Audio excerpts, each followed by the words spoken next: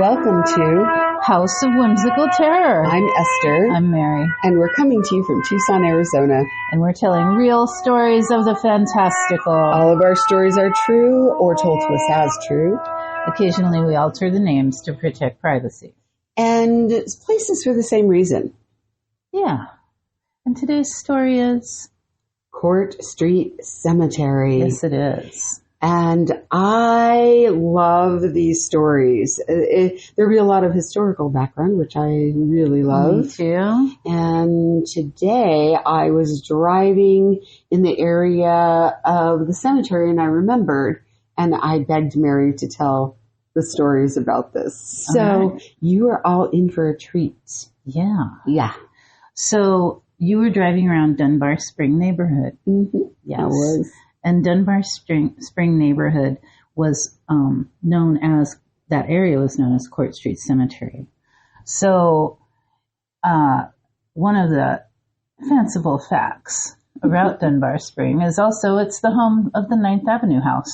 This is true. So one of our very first podcasts was about the house we lived in on 9th Avenue, and it's right there in that small neighborhood. In the heart of that neighborhood, which explains a lot of things about the spirits. Who knows what that's built on? True. So Court Street Cemetery. So the first large cemetery that was in Tucson was, of course, located downtown, where the pueblo is begun, right? In downtown. Mm-hmm. So right around Toole and Stone Avenue, that was the first cemetery. But of course, the people that were in charge of the city, right, they thought, this land is much too valuable to be a cemetery. Let's just move this stuff. Of course they did. Yes, they did. And so they moved it not too far from where it was to the area that it became Court Street Cemetery. And Court Street Cemetery was active from 1875 to 1909. Okay. So quite a few years. And there were probably 7,000 to 9,000 people interred there, they think. And of course, wow, that's Mary. A big gap, 7,000 to 9,000, right? Yeah. But it's because their record keeping was super bad. Even 7,000. That's a tremendous number of folks. Small area. Yes. Wow. And so they believe that there's about thousands of people still at rest. We're here today with the Doberman. The Doberman is drinking loudly, so if you hear that, not scary. Welcome to the house. Yeah. We just like to incorporate real life and environmental elements into our podcast. This is our life with our beautiful Doberman. That's what it is. Mm-hmm. So they believe that there's still thousands of people at rest in that area. And the reason might be because in 1909 they actually closed it. But why did they close it? Because the land was too valuable. So you just have a bunch of random dead people there. Yeah. So we can't have that. Nope. So what they did is they ran ads in the newspaper in 1915. They'd say move some people, and then they were like, hey, come get your people. And they ran ads in the paper. But several families, of course, were unable to move their people because they didn't have the funding to disinter them and then buy a new plot and have them reinterred. Because they had already paid for that. Oh, yes, they had. And this wasn't like, an affluent community by any means. Now, what they didn't do is they didn't run ads in Spanish-speaking papers. Oh, no. So a lot of Mexican families didn't even know that this was happening. Oh, no. And so anyway, there's a lot of bodies that didn't get moved. So what the, folks thought that were running the city is that we'll just build over that. Just leave it all there. Whoever's there is there. And, it's just bones. Yeah. And then some of these graves didn't have tombstones, et cetera, et cetera. So it was, we're just going to build on top of this. So about 40 to 50% of the bodies were left in place. Yeah, that's a lot. Yeah, thousands. It's thousands. And then they were built over, and ultimately, that area became the Dunbar Spring area, which is a very old neighborhood in Tucson with there's some Victorian homes in there, like the 9th Avenue house, and just, old adobe homes. Yeah. It's gorgeous, gorgeous. And as I like to say, the land holds the stories. Yes, right? You do say that. Yes. And so now that neighborhood is also inhabited by a great many artists, very talented artists from our community. So it's a really great area to drive through and see. Just there's like art everywhere, including the traffic circles that have like skulls and crossbones and sugar skulls, and and they really honor the heritage of Dia de los Muertos and the community and the history of this place. And they've done a really nice job with that. However, in 2007, one of the homeowners, who happened to live really close to one of our friends, yes, was looking around his property, and there was I believe there was a sinkhole, and then he was probing that with a shovel, and he uncovered casket hardware. Casket hardware. Yeah. So did he know what it was when he saw it? Because the people that live there actually know that their homes are built over a cemetery of which they may or may not come into contact with some of the remains. So he called the university and they came and they excavated.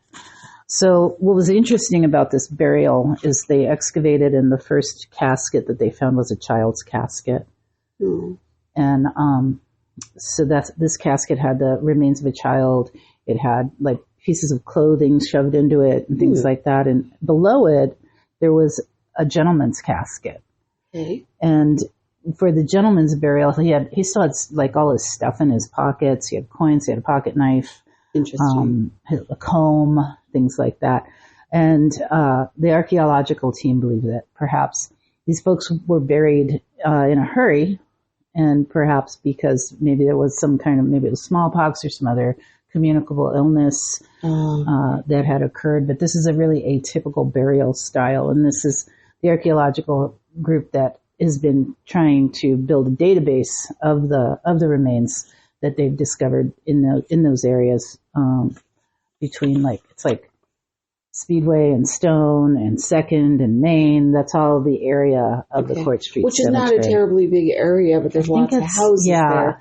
Yeah. So they buried them in a hurry because they didn't want to come in contact with diseases that they could die from. Yeah. So they didn't touch any of their stuff. They buried them with their clothes. Is that?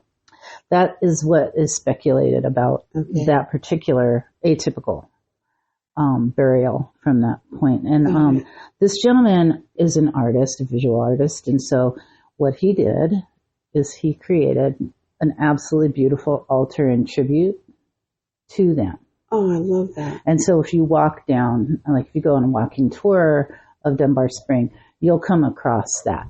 Okay. And you can't miss it. It's lovely. It's beautiful. And it's so meaningful that he took the time to go ahead and put that in place for them, And again, great community, right? Tucson's a great community. Yeah, I love it here, and I love its history. So I think it was like diagonally across from his home, there was another gentleman he was digging a post hole, I believe, for his mailbox, and he hit a skeleton. And then he had to call the university. As you do. Yes, as you do in that neighborhood. He had to call the university, and they had to come and excavate that area and record it as well. So, yeah. So, the moral of the story is perhaps if you live in Dunbar Spring, you may not want to be digging. I don't know. Or maybe you do. Yes.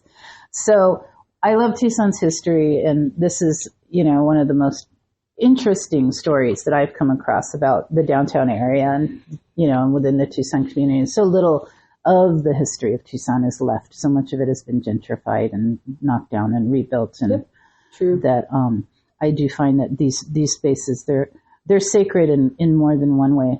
These are people's lives and people's stories. And also it's very spooky. And I love that so much, as you know.